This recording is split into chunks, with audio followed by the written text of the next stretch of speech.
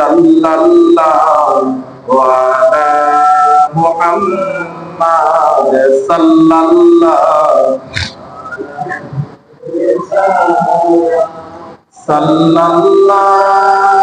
আলা মুহাম্মাদ সাল্লাল্লাহু ইয়া নবী সালামু আলাইকা ইয়া রাসূল সালামু আলাইকা ইয়া হাবিব সালামু আলাইকা সালামু নবীজির পিতা আব্দুল্লাহ নবীজির মাতা আমিনা নবীজির দুধ মা হালিমা নবীজির রওজা মদিনা ইয়া নবী সালামু আলাইকা ইয়া রাসূল ইয়া হাবিব সালামু আলাইকা সালামু তুমি যে নূরের নবী নিখিলের দিনের ছবি তুমি না এলে দুনিয়ায় আধারে তুমি তো সবই ইয়া নবী সালামু আলাইকা ইয়া রাসূল সালামু আলাইকা ইয়া হাবিব সালামু আলাইকা সালামু طلع البدر علينا من ثنيات الوداع وجب الشكر علينا ما دعا لله داعي يا نبي يا رسول السلام عليك يا حبيب السلام عليك سلام أشرق كما مدينة فرشك كما مدينة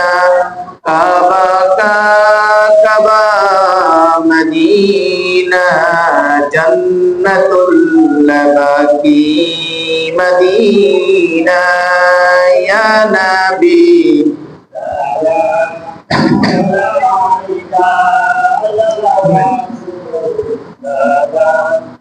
عليك يا حبيب السلام عليك سلام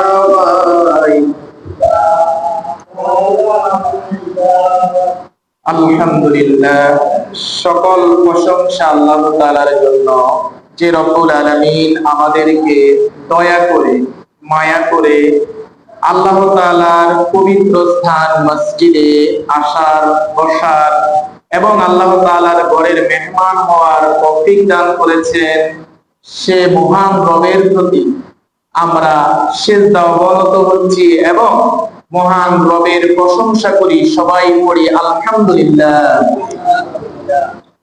রব্বানা লাকাল হামদ হামদান কাসীরান তাইয়্যিবান মুবারাকান ফি আল্লাহ পাক রব্বুল আলামিনের আমরা প্রশংসা করে নিলাম হাজার দরুদ প্রিয় নবী মুহাম্মদুর রাসূলুল্লাহ সাল্লাল্লাহু আলাইহি ওয়াসাল্লামের প্রতি যে নবীর উম্মত হওয়ার জন্য আল্লাহ পাক রব্বুল আলামিন আমাদেরকে বিনা দরখাস্তই মনোনীত করেছেন, সে মহান রবের প্রতি প্রিয় নবীর উম্মত করেছেন, এই জন্য আবারও কৃতজ্ঞ প্রকাশ করি। সবাই পড়ি আলহামদুলিল্লাহ।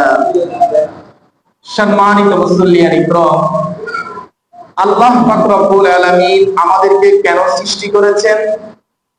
আল্লাহ তাআলাকে আমরা জিজ্ঞেস করি। তাহলে কাকে জিজ্ঞেস করি? আল্লাহকে জিজ্ঞেস করি। আল্লাহ, আপনি আমাদেরকে কেন সৃষ্টি করেছেন? আল্লাহ তাআলা বলেন। এবার আল্লাহ তাআলা উত্তর দিবেন। বান্দা যখন আল্লাহ তাআলাকে জিজ্ঞেস করবেন, আল্লাহ আপনি আমাদেরকে কেন সৃষ্টি করেছেন, তখন আল্লাহ তাআলা উত্তর দিচ্ছেন। আল্লাহ তাআলা বলেন, ওমা খলাকতুল জিন্না ওয়াল ইনসা ইল্লা লিয়াবুদুন। আমি জিন এবং মানুষকে সৃষ্টি করেছি আমার ইবাদত করার জন্য। সুবহানাল্লাহ বলেন। আল্লাহ তাআলা আমাদেরকে কেন সৃষ্টি করেছেন বলেন? জিন এবং মানুষকে আল্লাহ তাআলা সৃষ্টি করেছেন আল্লাহ তাআলার ইবাদত করার জন্য। এই জন্য আল্লাহ আমাদেরকে সৃষ্টি করেছেন। এবার আসেন, আল্লাহ তাআলা কোরআনে বলেন, ওয়াল্লাযী খালাকাল মাউতা ওয়াল হায়াতা লিয়াবলুয়াকুম আইয়ুকুম আহসানু আমালা। ওয়াল্লাযী খালাকাল মাউতা, আমি তোমাদেরকে সৃষ্টি করেছি মৃত অবস্থা। তোমাদেরকে আমি কি সৃষ্টি করেছি? কি অবস্থা বলেন তো? মৃত অবস্থা। বলেন, ওয়াল্লাযী খালাকাল মাউতা, যখন তোমাদেরকে সৃষ্টি করা হয়েছে তোমরা তখন মৃত। তোমরা কি ছিলে? মৃত। উত্তর দিবেন, মাত্র আধা ঘন্টার জন্য এসেছেন, যদি কিছু নিতে না পারেন তাহলে আসার যাওয়ার মধ্যে তেমন কি পাবেন না, ফায়দা পাবেন না। এই আধা ঘন্টা ঘুম থেকে একটু নিজেদেরকে বিরত রাখেন। আপনি 1 ঘন্টা বাড়িতে যাই ঘুমান, সমস্যা নাই। 1 ঘন্টা বাড়িতে যাই কথা বলেন, কোনো সমস্যা নাই। এই আধা ঘন্টা সময়টা আমার লগে ক্লাস করেন, আমার লগে ক্লাস করেন, তাহলে উভয় কি হবো? লাভবান হবো। আল্লাহ তাআলা বলেন, আমি তোমাদেরকে মৃত অবস্থা সৃষ্টি করেছি। এবার আমরা আল্লাহকে প্রশ্ন করব, আল্লাহ তাহলে আপনি আমাদেরকে কেন জীবন দিয়েছেন? আপনি তো আমাদেরকে মৃত অবস্থায় সৃষ্টি করেছেন, তাহলে আপনি আমাদেরকে কেন জীবন দিয়েছেন? কাকে প্রশ্ন করলাম? আল্লাহকে। এবার আল্লাহ তাআলা উত্তর দিচ্ছে। এবার আল্লাহ তাআলা কি দিচ্ছে? উত্তর দিচ্ছে, ওয়াল্লাযী খালাকাল মাউতা ওয়াল হায়াতা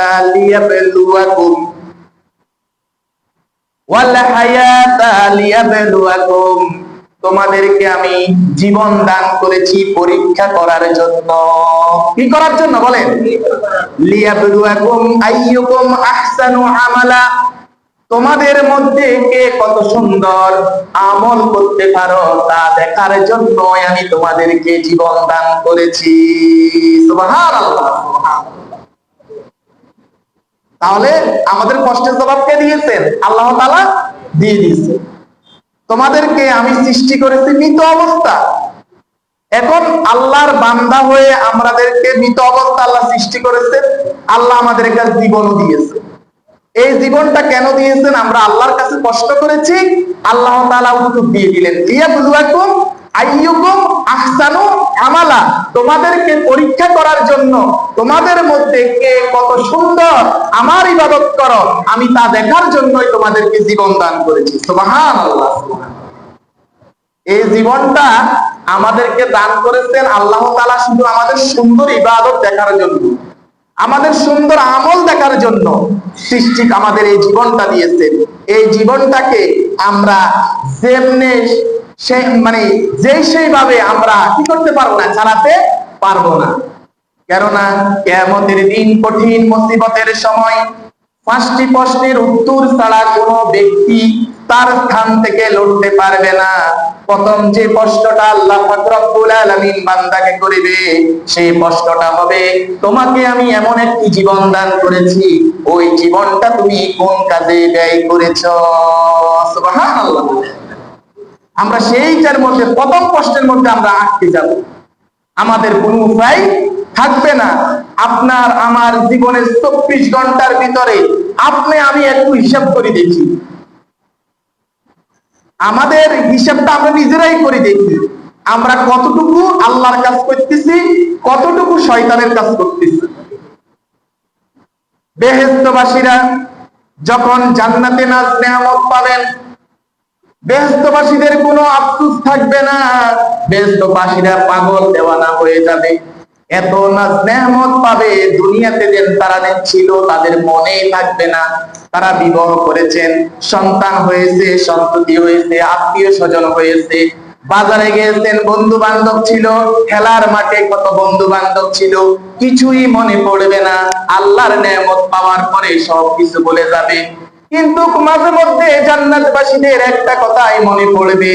হাদিসের মধ্যে এসেছে, শুধুমাত্র জান্নাতবাসী এই কথা মনে মনে প্রাণে বলবে যে আমার জীবনে এমন একটা দুনিয়াতে মনে হয় আমি ছিলাম, সেই দুনিয়াতে কিছু কিছু সময় আমি গাফিল ছিলাম আল্লাহর ইবাদত থেকে, আল্লাহর জিকির থেকে আমি গাফিল ছিলাম, আল্লাহর জিকির থেকে আমি বিরত ছিলাম। যদি ওই সময়টাও যদি আমি আমার আল্লাহর কাজে লাগাই দিতাম, কত না ভালো হতো, কত না আর উচ্চ মাকাম জান্নাত পেয়ে যেতাম। সুবহানাল্লাহ। আর কিছু মনে পড়বে না। আপনার সন্তান ছিল 10 জন, আপনার স্ত্রী ছিল, আপনার বন্ধু বান্ধব ছিল, আপনার গ্রুপ ছিল, অনেক কিছু ছিল, কিন্তু কিছুই আপনার মনে পড়বে না। একটা কথা মনে পড়বে মাঝে মধ্যে, আমি আল্লাহ তাআলার জিকির থেকে মাঝে মধ্যে কি ছিলাম, বিরত ছিলাম। ওই সময়টাও যদি আমি আমার আল্লাহর জিকিরের মধ্যে কাজে লাগাই দিতাম, তাহলে আজকে আমি আল্লাহ তাআলার উচ্চ মাকাম পেয়ে যেতাম। সুবহানাল্লাহ, সুবহানাল্লাহ। এই জন্য আল্লাহ তাআলা বলেন, আমি তোমাদেরকে কেন সৃষ্টি করেছি? আমার ইবাদত করার জন্য। তোমাদেরকে আমি কেন জীবন দান করেছি?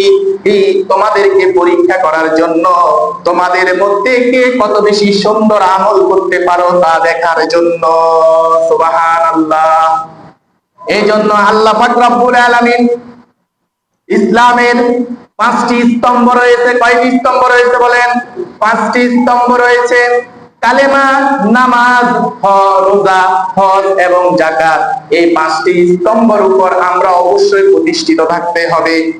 গরিবের জন্য 2টি স্তম্ভ, হয়তো 5, আর 3টি স্তম্ভ অবশ্যই সকল মুসলমান নরনারী মানতেই হবে। এর মধ্যে প্রথম হলো ঈমান বিল্লাহ, আল্লাহর প্রতি ঈমান আনা। দ্বিতীয় হলো নামাজ। দ্বিতীয় কি বলেন? নামাজ।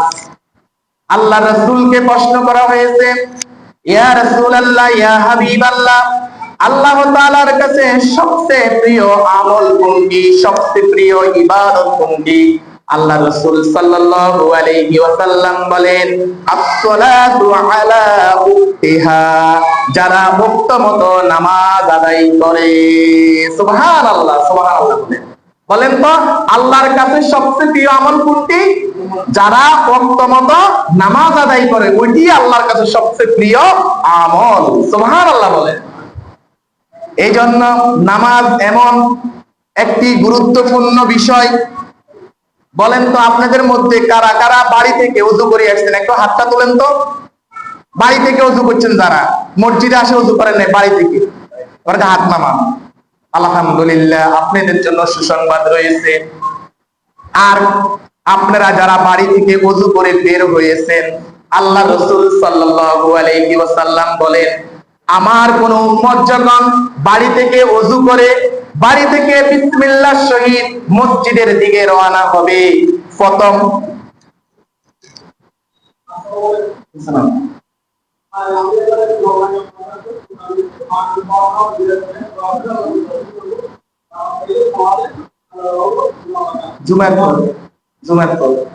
জুমার পরে মাগরিব। আচ্ছা, তো আমি যে কথাটা বলতেছি সেটি হচ্ছে যে আপনারা যারা ঘর থেকে ওযু করে বাইরে হয়েছেন, তাদের কি লাভ হবে শুনবেন? আপনারা শুনবেন কি লাভ হয়েছে আপনাদের? সম্মানিত মুসল্লিয়ান ইকরাম, এদিকে তাকান। যখন আপনি প্রথম পা ফেলেছেন, সাথে সাথে আল্লাহ পাক রব্বুল আলামিন আপনার গুনাহ খাতা maaf করে দিয়েছে। সুবহানাল্লাহ, সুবহানাল্লাহ। যখন দ্বিতীয় পা ফেলেছেন, সাথে সাথে আল্লাহ তাআলা আপনার জান্নাতের ভিতরে মর্যাদা বৃদ্ধি করে দিয়েছে। সুবহানাল্লাহ। আর জান্নাতের ভিতরে মর্যাদা ওই ব্যক্তির বৃদ্ধি হবে যে ব্যক্তির গুনাহ থাকবে না। আপনি ঘর থেকে ওযু করার সাথে সাথে মসজিদের দিকে যখনই রওনা দিয়েছেন, প্রথম কদমের সাথে আপনার সকল গুনাহ খাতা আল্লাহ তাআলা maaf করে দিয়েছে। সুবহানাল্লাহ। দ্বিতীয় কদমের সাথে সাথে জান্নাতের ভিতরে আপনাকে মর্যাদাশীল করে দিয়েছে। আর মর্যাদাশীল যে ব্যক্তি জান্নাতের ভিতর হবে, সেই ব্যক্তি কখনো জাহান্নামে যাবে না। সুবহানাল্লাহ।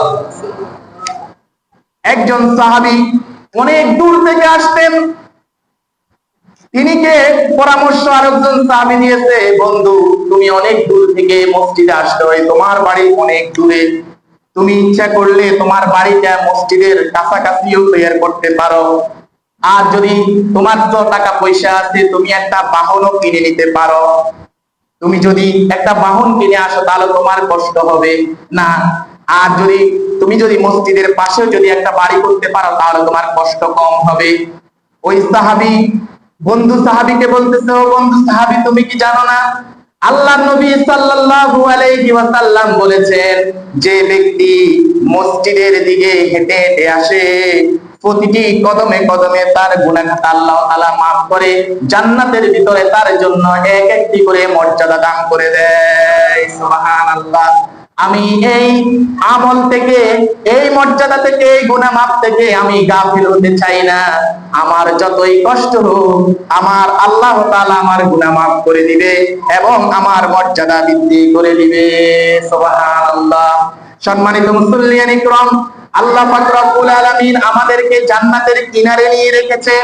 শুধু আমরা যদি আল্লাহ তাআলার ইবাদতটা সঠিকভাবে আদায় করে দিতে পারি, তাহলে জান্নাতে যাওয়া আমাদের জন্য খুব সহজ রয়েছে।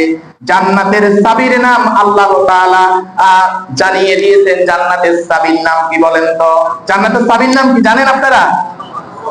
মিফতাহুল জান্নাতুস সালাহ। মিফতাহুল জান্নাতুস সালাহ। নামাজ কিসের চাবি বলেন? বেহেশতের চাবি। নামাজ বেহেশতের চাবি। আপনি যদি ঘরের তালা খুলতে আসেন, যদি চাবি ছাড়া আসেন, তাহলে আপনার জন্য বোকামি হবে, আপনি ঘরের তালা খুলতে পারবেন না চাবি ছাড়া। কোন ব্যক্তি যদি নামাজ ছাড়া জান্নাত আশা করে, তারও তেমনই বোকামি হবে, সেও জান্নাতে কখনো প্রবেশ করতে পারবে না। এই জন্য রাসূল সাল্লাল্লাহু আলাইহি ওয়াসাল্লাম বলেছেন, মিফতাহুল জান্নাতুস সালাহ, নামাজ বেহেশতের চাবি। যার জীবনে নামাজ আছে সে জান্নাতে চলে যাবে। সুবহানাল্লাহ। আল্লাহ পাক রব্বুল আলামিন সর্বপ্রথম যে হিসাবটা করিবেন সেই হিসাবটা হলো নামাজের। আল্লাহ রাসূল বলেন, আউয়ালু মা ইউহাসাবু বিহিল আবদু ইয়াউমাল কিয়ামাতিস সালাহ।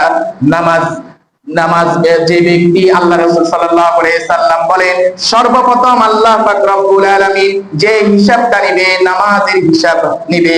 যে ব্যক্তি নামাজের হিসাবের মধ্যে উত্তীর্ণ হয়ে যাবে, আল্লাহ পাক রব্বুল আলামিন তাকে সকল ইবাদতের মধ্যে উত্তীর্ণ করে দিবে। সুবহানাল্লাহ বলেন, সুবহানাল্লাহ। সম্মানিত মুসল্লিয়ান ইকরাম, নামাজ এত বেশি আমাদের জন্য গুরুত্ব। এই জন্য আল্লাহ রাসূল সাল্লাল্লাহু আলাইহি ওয়াসাল্লাম বলেন, তোমাদের মধ্যে যারা এশার নামাজ পড়ে, এশার নামাজ পড়ার পরে এক জাতীয় মুসল্লি আছে, বসে থাকে না? এশার নামাজ পড়া শেষ, বাড়িতে কোনো কাজ নাই, এখন বসে রয়েছে। তার উপকারিতা শুনবেন? তার উপকারিতা শুনবেন আপনারা? শুনেন তাহলে।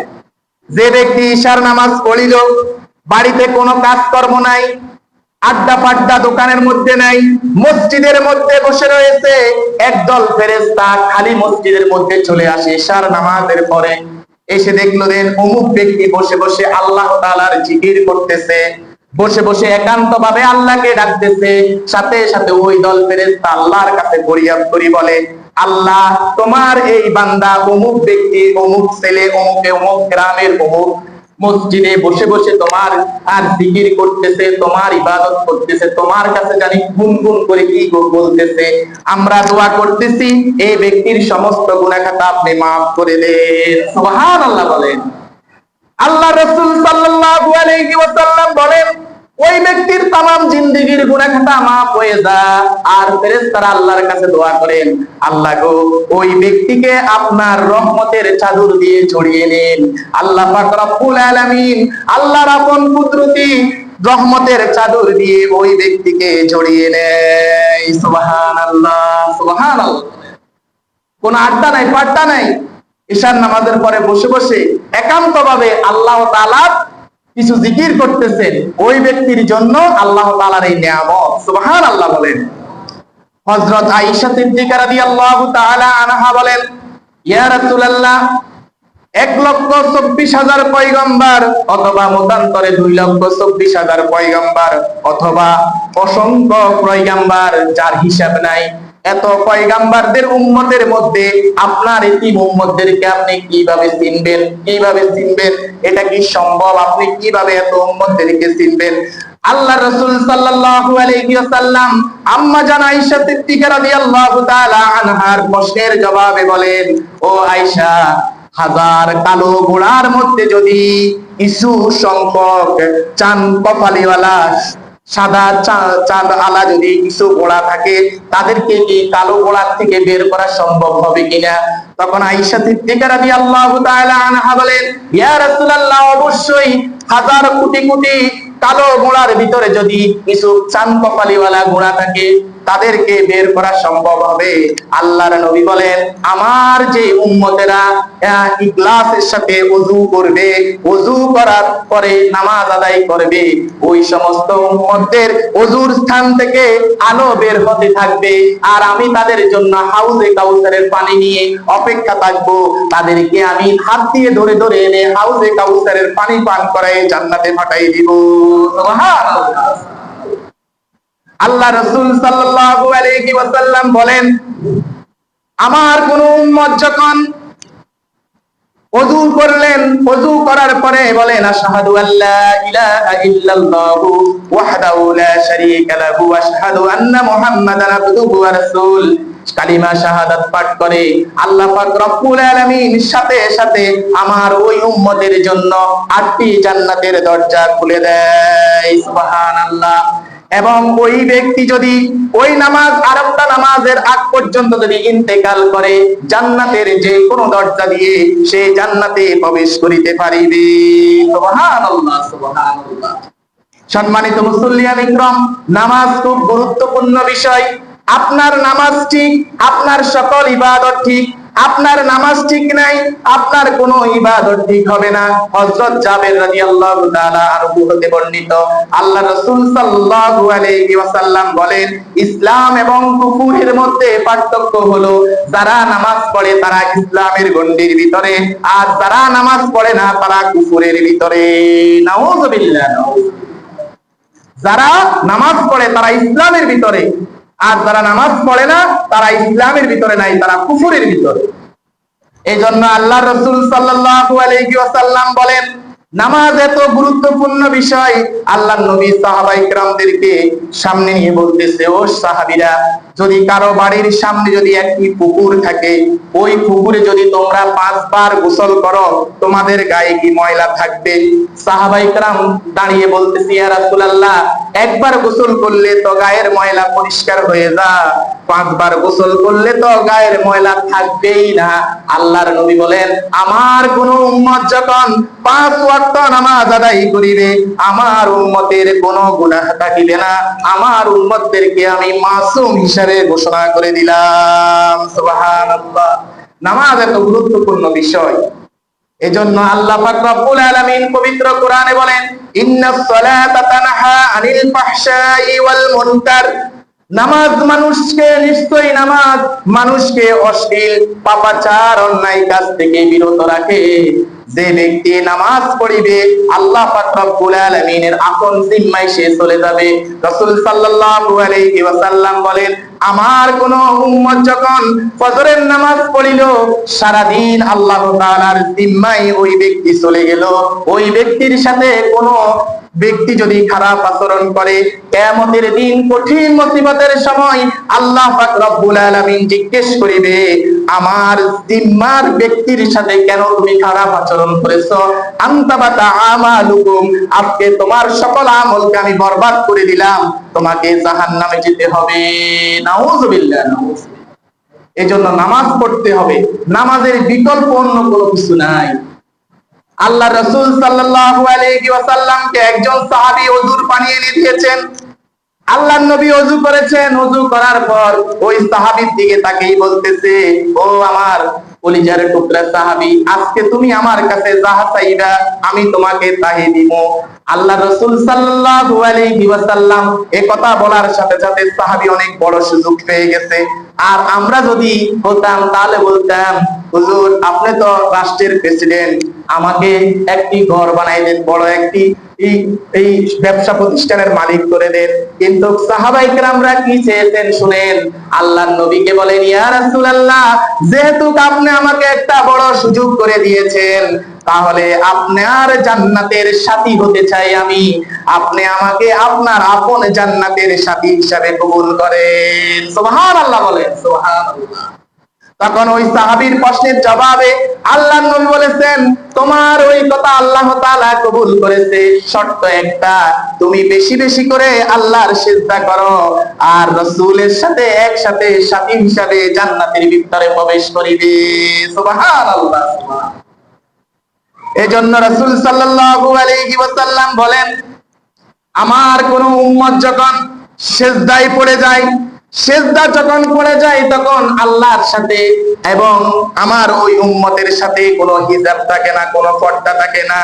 আল্লাহ রাসূল সাল্লাল্লাহু আলাইহি সাল্লাম বলেন, as-সালাতু মি'রাজুল মুমিনিন, আমার উম্মতের জন্য মিরাজ হলো নামাজের সিজদার ভিতরে যখনই সিজদা হয়ে যাবে তখন আল্লাহর সাথে সরাসরি সাক্ষাৎ হয়ে যায়। আল্লাহর নবী সাল্লাল্লাহু আলাইহি ওয়াসাল্লাম বলেন, তুমি আল্লাহকে দেখতেছো, এইভাবে সিজদা করো, যদিও তুমি আল্লাহকে দেখতেছো না কিন্তু আল্লাহ তোমাকে দেখতেছেন, এতে তুমি পরিপূর্ণ বিশ্বাস রাখো। কিয়ামতের দিন কঠিন মুসিবতের সময় যখন তুমি জান্নাতের ফয়সালা তোমার হয়ে যাবে, আল্লাহ পাক রব্বুল আলামিন যখন তোমাকে জান্নাত দিয়ে দিবে, স্পেশাল ভাবে তোমার সাথে আল্লাহ তাআলা সাক্ষাৎ করিবে আর বলবে, বান্দা যখন সিজদা করেছো আমার রাসূল বলেছেন, as-সালাতু মিরাজুল মুমিনিন, তোমার সাথে আমার মেহরাজ হয়েছে, সেই টাইমও আমার একটা সাক্ষাৎ হয়েছে, কিন্তু তুমি আমাকে সরাসরি দেখো নাই। আজকে তুমি আমাকে সরাসরি দেখো, তোমার ওই সিজদার বদলতে আমি স্পেশাল ভাবে তোমার সাথে দেখা করতে এসেছি। সুবহানাল্লাহ, সুবহানাল্লাহ। সম্মানিত মুসল্লিয়ান ইকরাম, যে ব্যক্তি 5 ওয়াক্ত নামাজ পড়ে তার কি লাভ শুনবেন? শুনবেন আপনারা? হ্যাঁ, তাহলে শুনেন। যে ব্যক্তি 5 ওয়াক্ত নামাজ পড়ে, আপনি ফজরের নামাজ পড়িলেন, সাথে সাথে আল্লাহ পাক রব্বুল আলামিন জান্নাতের ভিতরে আপনার মেহমানদারির ব্যবস্থা করে দেয়। সুবহানাল্লাহ। আপনি জোহরের নামাজ পড়িলেন, সাথে সাথে আপনার জন্য আরো একবার মেহমানদারির ব্যবস্থা হয়ে যায়।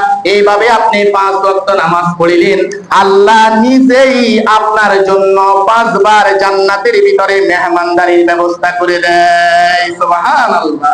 কত খাবেন? আল্লাহর মেহমানদারি, যিনি এই পৃথিবীর সকলের রিজিকের মালিক। ওমা মিন দাব্বাতিন ইল্লা আলাল্লাহি রিজকুহা, আল্লাহর রিজিক এত বেশি যে, আল্লাহর খাদ্য এত বেশি যে কখনো কমানো সম্ভব নয়। আগে 1 শতক জমির মধ্যে কতটুকু দান হতো? হয়তো 10 কেজি দান হতো, আর এখন 1 শতক জমির থেকে প্রায় 1.5 মণ 2 মণ দান বাইর করে। এটি একমাত্র দেওয়ার ক্ষমতার মালিক কে বলেন তো? আল্লাহ। যতই সন্তান সন্ততি পৃথিবীতে আসবে, যতই মানুষ বাড়বে, আল্লাহ পাক রব্বুল আলামিন অগণিত রিজিকের মালিক, তিনি রিজিক দান করবে। কেন আপনি দুশ্চিন্তা করবেন? আপনার দুশ্চিন্তা করার কোনো বিষয় নয়। যেহেতু রিজিকের দায়িত্ব আল্লাহ পাক রব্বুল আলামিন নিয়েছেন, সেহেতু আমার কোনো ভাবনা চিন্তা করার কোনো সুযোগ নাই। আল্লাহ পাক রব্বুল আলামিন অবশ্যই আমার রিজিকের ব্যবস্থা করে দিবে। সুবহানাল্লাহ, সুবহানাল্লাহ। আর এই রিজিক কিভাবে পাবেন? আল্লাহ রাসূল সাল্লাল্লাহু আলাইহি ওয়াসাল্লাম বলেন, যে ব্যক্তি 5 ওয়াক্ত নামাজ পড়িবে তাকে আল্লাহ পাক রব্বুল আলামিন 5টি পুরস্কার দান করবে। বলেন কয়টি পুরস্কার? এক নাম্বার পুরস্কার, আল্লাহ তাআলা দুনিয়াতে তাকে দান করবে, তার রিজিকের কোনোদিনও অভাব হবে না। আল্লাহ পাক রব্বুল আলামিন তার জন্য রিজিকের ফয়সালা দান করে দিবে। সুবহানাল্লাহ বলেন। দুই নাম্বার পুরস্কার আল্লাহ তাআলা কবরে দিবেন। কবরে যদি কোনো কারণবশত আপনার উপর আযাব আসে, আল্লাহর রাসূল সাল্লাল্লাহু আলাইহি ওয়াসাল্লাম বলেন, আল্লাহ তাআলার ওয়াদা, তার জন্য কবরের আযাবকে আল্লাহ তাআলা হটাইয়া দিবে। সুবহানাল্লাহ বলেন। তার ডান হাতে আমলনামা দিব। 3 নাম্বার পুরস্কার, সে হাসতে হাসতে ফুলসিরাতের সামনে চলে যাবে। ফুলসিরাতের ফুলকে আল্লাহ পাক রব্বুল আলামিন সেকেন্ডের ভিতরে, পলকের ভিতরে তাকে পার করে দিবে এবং আল্লাহ তাআলা তাকে চিরসুখী জান্নাতটাই দান করে দিবে। সুবহানাল্লাহ। এই জন্য নামাজ পড়তে হবে। নামাজের বিকল্প অন্য কোনো ব্যবস্থা নাই আপনি জান্নাতে যাওয়ার। যদি আপনি জান্নাতে যেতে চান, জান্নাতের চাবিটা এই দুনিয়া থেকে নিয়ে যেতে হবে। সেই নামটি হলো নামাজ। আসসালাত আসসালাত আসসালাত, নামাজ নামাজ নামাজ। যে ব্যক্তি নামাজ পড়িবে আল্লাহ পাক রব্বুল আলামিন অবশ্যই অবশ্যই তাকে জান্নাত দান করে দিবে। সুবহানাল্লাহ। আল্লাহ পাক রব্বুল আলামিন আমাদের সবাইকে আজকের বয়ান থেকে নামাজ